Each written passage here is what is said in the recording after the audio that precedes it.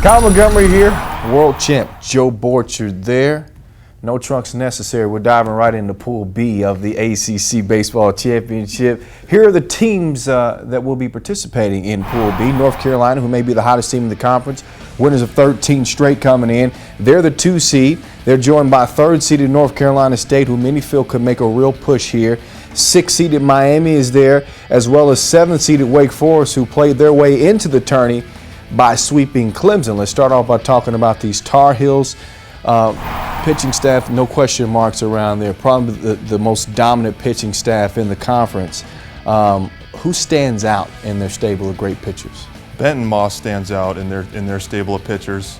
They are my pick to win this ACC championship. I really like them. 13 in a row.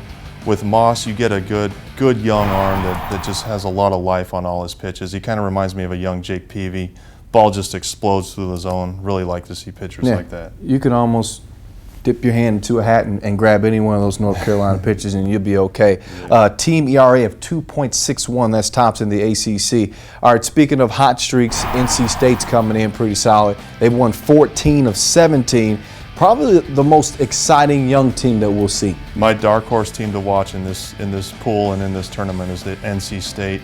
Very young, exciting team, energetic. Trey Turner, 54 out of 58 stolen bases. Wow, unbelievable. That's Kyle Montgomery type of speed. I don't know, maybe 10 years ago.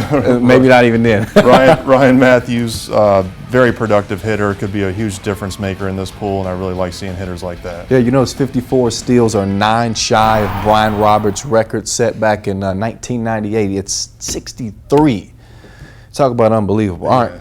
How about Miami? They're the 6th seed. They're ranked 21st in the country. They're going to be dangerous, but they could be even more dangerous if they get one of the most feared hitters in the ACC back. Right. If they're going to make any noise in this championship, it's going to be because Peter O'Brien's in the lineup. 677 slugging percentage, 10 home runs, and in only 120 at-bats. He has a left wrist injury.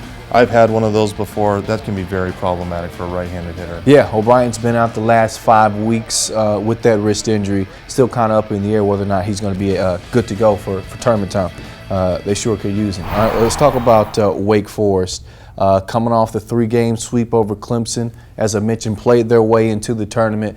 They may have more confidence at this point than they've had all year. How do they sustain that momentum?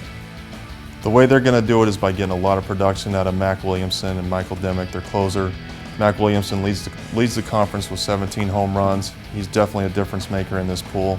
Michael Dimmick is going to need to have Wake Forest go into the game late with leads. Oh yeah. And in order for him to be any kind of factor in this thing, that's what they're going to need. And that's where guys like Tim Cooney come in. You like to see him with a solid outing on the hill. I'll tell you what, they're scoring some runs. Their last 4 games, they've outscored their opponents 32-5. They got to work it.